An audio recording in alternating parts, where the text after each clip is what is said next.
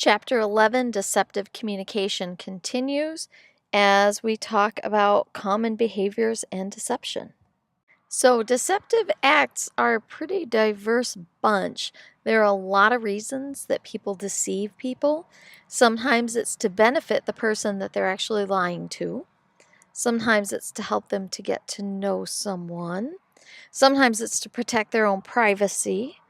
Sometimes it's to avoid conflict. Sometimes it makes them look better, and sometimes it's to avoid punishment.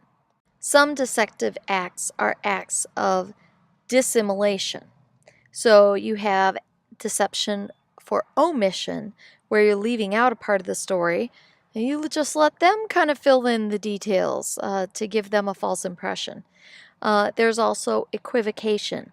So you make ambiguous statements, giving a false impression that someone said something that actually hasn't been said, but you didn't actually say it, you're just being kind of ambiguous about it. Some deceptive acts are acts of simulation. So falsification, actually saying false things in such a way that it seems that they're true, or exaggeration, overstating something that's true in principle, but you're making it seem bigger or better than it actually is. A lot of people say they're good at detecting liars, but the reality is that, yeah, humans basically suck at detecting liars. And it's for good reason, right? Many people look for the wrong cues and ignore the right cues when they believe they're being lied to. So a lot of people say, well, if they're not looking you in the eye or if they're kind of fidgeting around.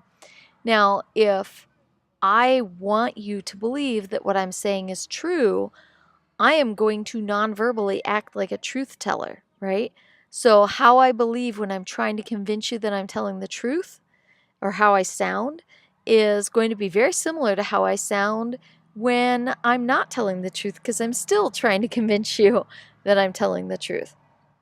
So our truth bias believes us to, or causes us to believe much of what we hear, because that's what we want to believe. That's our truth bias. So what are some good ways to tell if someone is lying to you? Well, first, you have information inconsistency.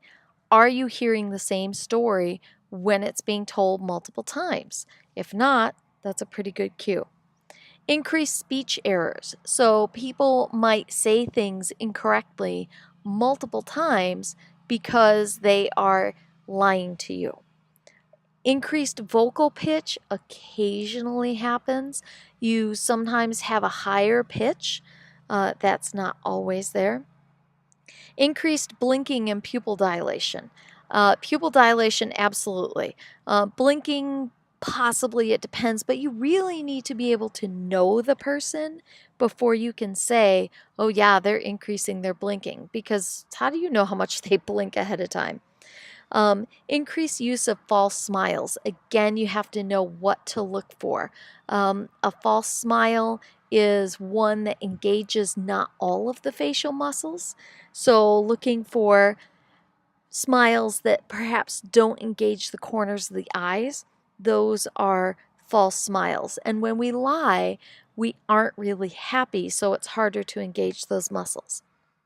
And then finally, opposite from the myth, decreased body movement. We tend to move less because we are being so careful about how our body is positioned so that we don't give away cues, that we actually decrease our body movement.